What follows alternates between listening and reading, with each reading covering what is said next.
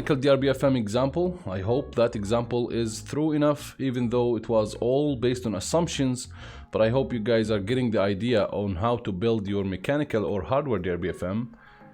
It seems like we're running out of time, so electrical DRBFM will be skipped in this case. I'll try to prepare an example and provide it to you probably later.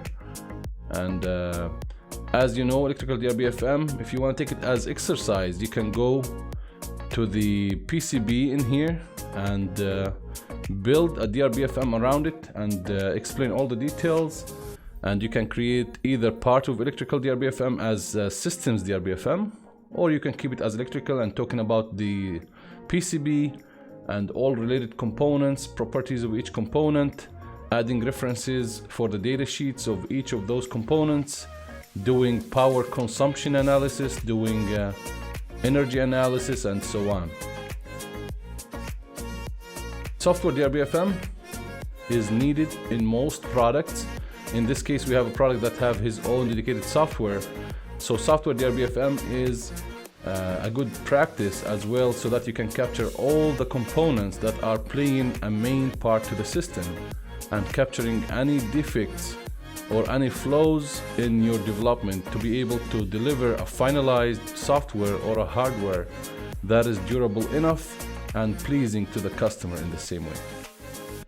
At this point, we are finalizing our DRBFM course. We are just giving kind of summaries and some tips and tricks on how to perfect and finalize your DRBFM worksheets and make them perform as intended and get the best benefits out of the DRBFM practice to be able to deliver a high quality product to your customers or to the market. So we'll talk about typical failure modes. In this case, we're talking about electrical modes. Like if you have an electrical system, what kind of failure modes would you have? In this case, we're talking about the A rank sheet and the root cause.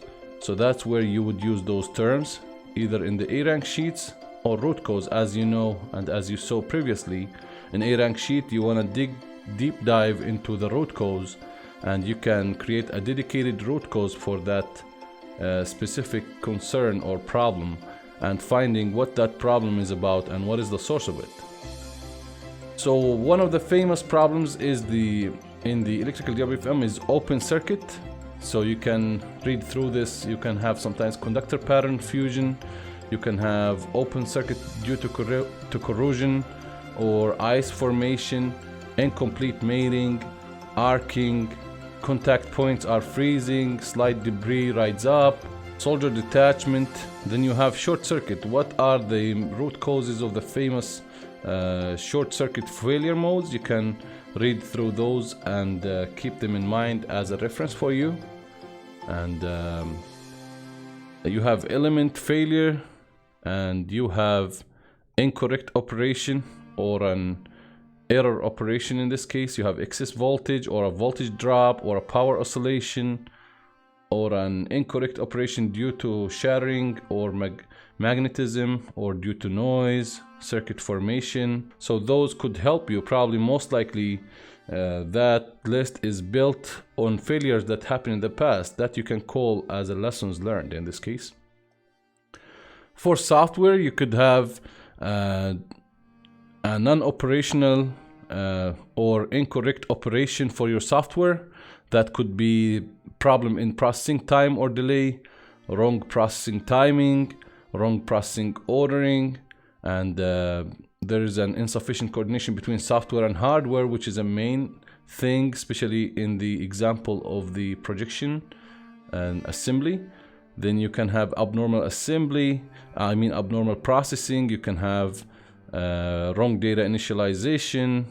I'm sure the software-based engineers will understand what I'm talking about.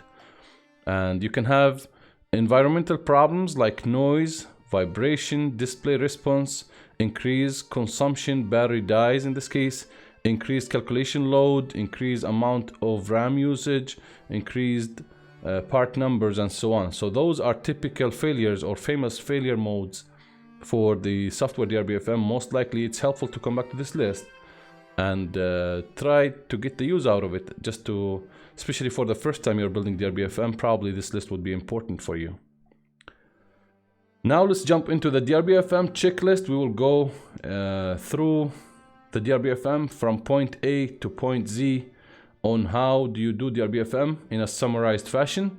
Firstly, how do you prepare for the DRBFM? We said you visualize the system and you have checkpoints here, either done or there's a potential concern or not done at all. So you want to have those scorings because there will be a score at the end that will help you in judging or help the experts in judging if you did the DRBFM correctly or not.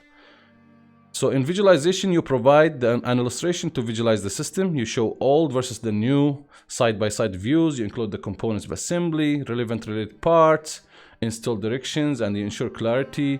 Provide sections and callouts for specific change areas. Visualize the affected processes as needed, like manufacturing, handling, and packaging. Then you assign numbers and letters and symbols to the parts or areas of the diagram. You link those numbers with your hierarchy diagram or the change comparison list. So remember to score for yourself if you did this at the end of your DRBFM to be able to score how efficient was your application for DRBFM practices. Secondly, visualize interactions. You want to create a hierarchy diagram to clarify relationship between parts and the impact on the related parts. So you ensure the system for your part, you enter the system for your part and you identify any adjacent systems which are related to your part. Then you address or consider the changes to the surrounding parts and define the scale of change. Then you list the sub-assemblies, parts, and individual parts. So you don't want to leave any part or component behind on the process, especially if it's part of the change or an interaction with a change. You assign a link to references on each item to step 1. You detail the changes, so using production part with demonstrated performance, you enter specific changes in a consistent and understandable manner. Enter details for a single model, like a Toyota baseline part or any other company parts based on your company in this case. You enter details for the new part using sketches, sections, quantify where possible, and be descriptive, add descriptions whenever possible to be able to tell your story as we discussed before and let whoever reading that understand what's going on and what's your concern.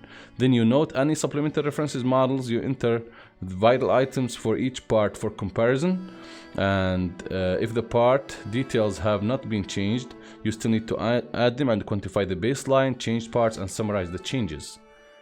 Fourth, you confirm the changes without omission. Don't delete anything. Remember to include the change on the vehicle side or on your part side, or changes in the part environment, either the part itself or the environment around it, which in this case we're using a vehicle as example. Include any environmental changes or any environmental effects to your product, and you reference the change awareness list. You include any vehicle level changes or product level changes in this case, destination, usage, new technologies, hobbies, and best practices, and so on. You clarify the changes in requirements or evaluation conditions. You review and you gather feedback from knowledgeable design review members, and to keep in mind that changes need to be updated as your design evolves. As we said, there's many design review dates that are preset, and we are inviting the right experts and right design review members. And you make sure the point where your modeling or your development for product is done, that means your DRBFM is up to date and good to go. Everybody's happy with the results of DRBFM. There is no potential concern. All of them are either confirmed concerns or no concern at all. You find the functions, so you use the hierarchy diagram. You build a list of components as we saw before. You arrange the system assemblies, individual parts, surrounding parts, and functions at a point of interface. You enter basic functions of each item, and you consider to enter any additional functions as needed. Then you reference the function keyword list if needed. As I told you before, this is not a very important step, but it is up to you if you want to put it in. Then you discover the concern. That's the golden part of the DRBFM. You use the change matrix or change point cross functions matrix to uncover hidden problems, and you find potential failure modes. You assign reference links to change or functions, and you link them to the DRBFM worksheet. You enter failure modes based on recurrence prevention, identifying the areas of impact between every change and function. Then you indicate a note of the key concern as a featured reminder. Then you reference the failure mode, index and the conditions, failure phenomena, and timing of the event, and so on. And you want to keep in mind that early involvement from experienced members will help reduce the work, which means start your design review meetings as soon as possible in the development process. The moment you have some visualization, something on file for the DRBFM worksheet, start meeting with the experts before it's too late. Maybe a meeting you do today, you can prevent the change that could be confirmed tomorrow, and it's too late to deal with suppliers and solve that problem, and so on. And score. You can tell how many O's do I have, how many triangles do I have, how many X's do I have, which means how many steps did I confirm to take, or they are halfway done, or they are not done at all. This way you can score how good did you apply your DRBFM process. You count the number of circles, triangles, and not goods in this case, which is the X's in sections 1 to 5. You summarize those totals here. Second part, creating the DRBFM worksheet itself. So you arrange the DRBFM worksheet, and for the changes, you make the changes grouped by system, assembly, components, and so on. You detail matches and exceed changes comparison list. You include brief description of reason for the change. And for functions requirements, you detail description including test conditions, numerical targets to be kept, criteria to judge okay or not okay, and concerns regarding the problem statement. You describe the following: failure phenomena or failure mode, specific location of concern, when and how and where. That's what you're trying to do. Timing in terms of part life. And you keep in mind that including the references will clarify the link between changes, function, and concern, and help you dig deeper with the design review members when your meetings are going on. Root causes include numerical control factors. Listing causes listed include potential noise factors. Various perspectives have been considered for each concern, either design, manufacturing, logistics, and so on. Then prioritization of concerns raised. So you prioritize the A rank parts. Customer effect will be described. All items are assigned to A, B, C rank based on severity, but we said use the A rank and don't headache yourself between splitting them B, C, and D. Any concern, either small or big, higher priority or lower priority, is a concern that will lower the quality of your product. So I believe all concerns should be A rank concern and taken into consideration to give perfected product to the customer. Then design steps to avoid concerns. Then those are items described in the A rank sheet. Items are design related, not evaluation related, such as check sheets, benchmarks, results, hand calculations, predicted safety margins, lessons learned, lab results, and so on. So you measure and clarify. You measure to clearly satisfy the requirements or concern. Items linked to the cause described. You complete the items while they are described, and they should be real products, not future plans. Then if the CAE results are used, they should include inputs, which means assumptions, boundary conditions, and should include numerical results and predicted safety margins to help you be as effective as possible in developing the product and getting the best out of use of those CAE models and results.